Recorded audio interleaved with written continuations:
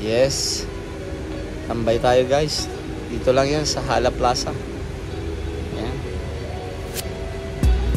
Yan.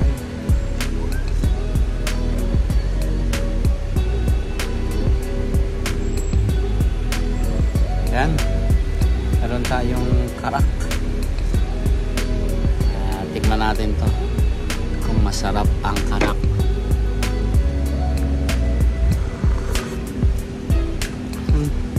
Ang hapunan ko guys ay ano lang, shawarma sa ano ko binili sa Abu Ali.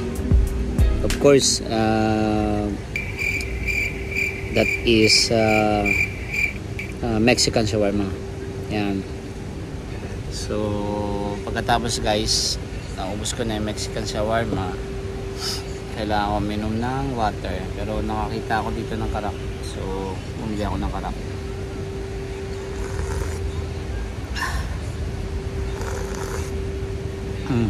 Tapos din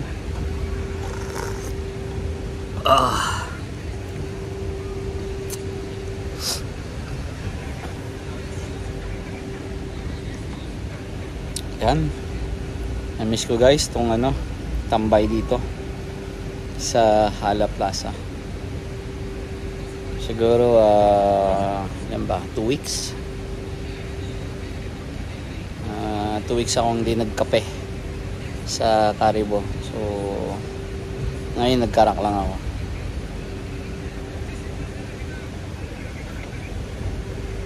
Ayan. Yo, magandang gabi guys. Yan. Dito ako sa Hala Plaza guys. Ano kayo magandang pag-usapan natin ngayon? Medyo may humid so pinapawisan ako. Yan, no? So medyo mainit yung panahon. So quick mabilis lang na pag-usapan natin guys yung buhay OFW dito sa Bahrain. Yan guys, normally makikita niyo yung mga vlog ko. Yan guys ay usually my daily vlog. Kung anong magustuhan ko, kakain ako, magta-travel ako, pupunta ako sa isang lugar, pipicture ko yung location, yung beauty ng Bahrain. So makikita nyo, mas doon ako lagi nagtatambay, saan ako pumupunta. Yun lang guys yung routine ko sa araw-araw dito sa Bahrain. At yung hindi nyo nakikita normally, pagkagising ko, naliligo ako, then papasok ako sa trabaho, then after office hour uuwi na ako, then sometimes pupunta ako sa mall, pupunta ako sa park, o pupunta ako, magdi-dinner ako. So ganun lang guys, yun ang ganun ang buhay OFW kaya nga pag may time, kailangan kong lumabas, kakain, kasi yun lang talaga yung time na buhay OFW kasi malayo tayo sa family, so kaya mag-enjoy tayo, enjoy natin yung life natin kahit na nag-iisa tayo. Pag Friday, pag Friday pumupunta rin ako sa church, nagsisimba, sometimes morning, sometimes 12 o'clock, sometimes 4 o'clock. So depende guys. So doon yun sa Manama guys, 12 o'clock. Yung umaga na 8 o'clock or 4 o'clock, doon ako sa cathedral. Doon yun sa Awali. So guys, yun. Ito lang, chai lang tayo. Ayan guys, waiting. Tapos pagka normally minsan pagkakain ko, talagang pumupunta ako dito, naglalakad ako dito sa parang may oval dito so iikot siguro ako mga 10 to 15 times para bumaba yung kinain ko. At the same time nagkaroon na rin ako ng konting strengthening, exercise or walking. So before nag-gym, pero siguro mga how many months now, siguro mayroon ng 7 months hindi na ako nag-gym. So maybe babalik ulit tayo, pero hindi na tayo nagbubuhat ng sobrang bigat. So parang strengthening na lang, kasi siyempre medyo nagkakaedad na rin. So yun guys, ganito lang ang buhay sa sa abroad, sa Bahrain. So pinapakita ko sa inyo yung magandang bansang Bahrain. Maliit lang siya. Ang kagandahan sa Bahrain, maliit lang, so nakakapunta ka kung saan mo gustong pumunta, malapit lang yung mga location. Tsaka yung culture din ng Bahrain, napakaganda. I think yung local nila is napaka-friendly, kasi na-experience ko yan long time. Nakapunta na rin kasi ako sa ibang lugar sa Middle East before, pero iba talaga yung lokal na Bahraini. They are really friendly, and yes. So guys, yun, sana ay mag-enjoy pa rin kayo sa aking mga vlog, even though it is most my vlog is daily vlog, not like inspirational or educational, but this is I show the life, OFW life, and that's mostly my vlog.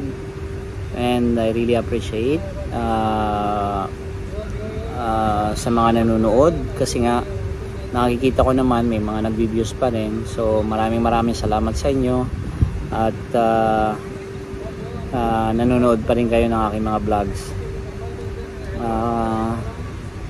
Huwag niyo kalimutan guys na mag-like, mag-subscribe, mag-comment na rin kayo sa comment section guys. Yun guys, papakita ko sa inyo yung ginagawa ko pagka pumupunta ako, naglalakad ako, umiikot ako sa may parang oval dito so samahan niyo ko after.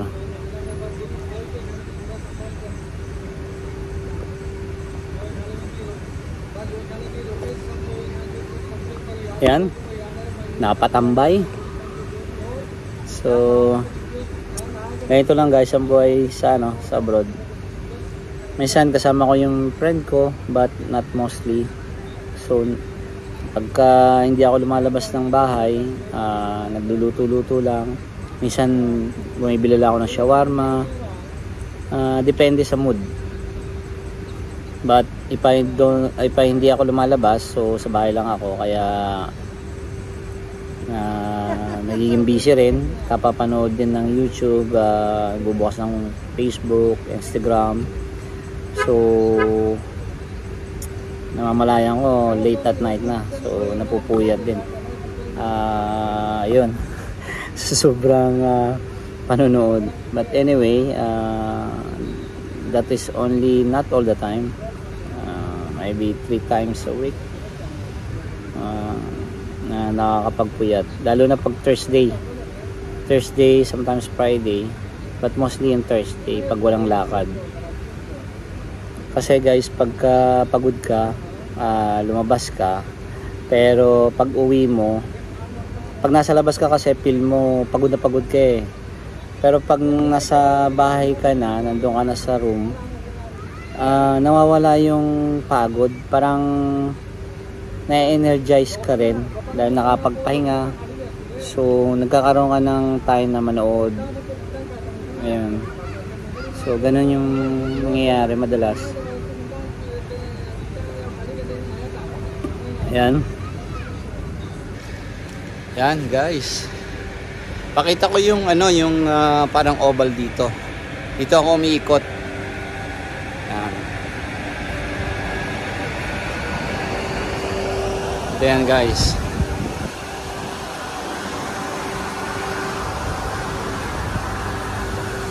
Meron ditong playground. Meron din ditong fountain, guys. Yan, skip na.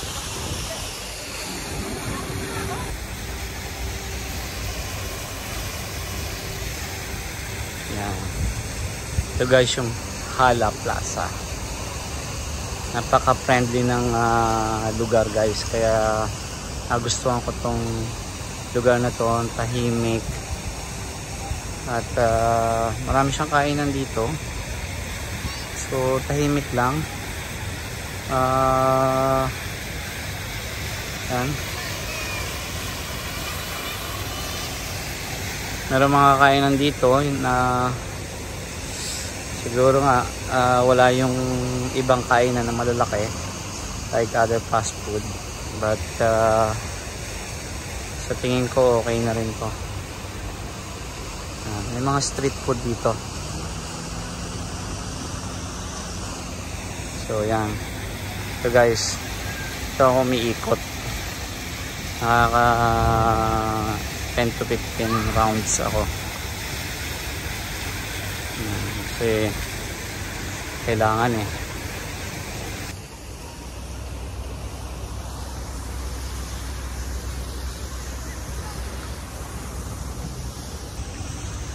Dito lang yan guys sa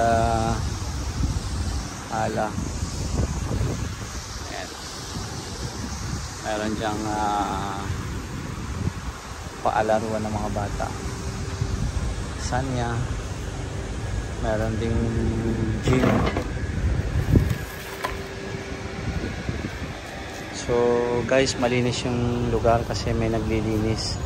Pag may nakita siyang kalat na container, binawalis ka agad, iniikot niyan. Kaya makikita mo na paganda ng lugar, malinis. Wala makikita ng mga papel-papel or plastic.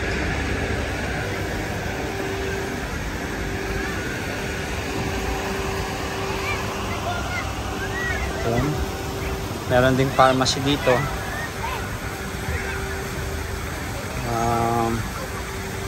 Pharmacy doon sa dulo. Guys, yung clock nila rito, yung orasan, no? Napaka-unique. Parang old style. Yan. Pakita ko sa inyo guys, yan. Yan, kakaiba, unique.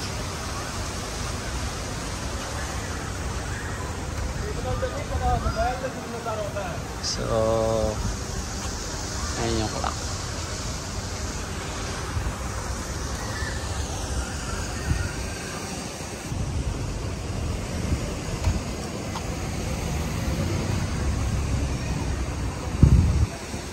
So, yan guys. Hope you enjoy. Yon. Guys, maraming salamat sa panonood.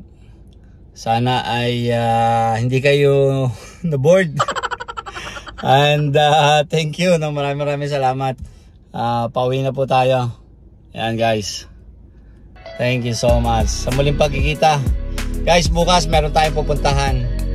At alam ko mag-enjoy kayo dun sa vlog ko for tomorrow. So, abangan nyo yan. That tomorrow is Thursday. So, mag-upload tayo after next day. So, guys, maraming salamat sa panonood. Ciao.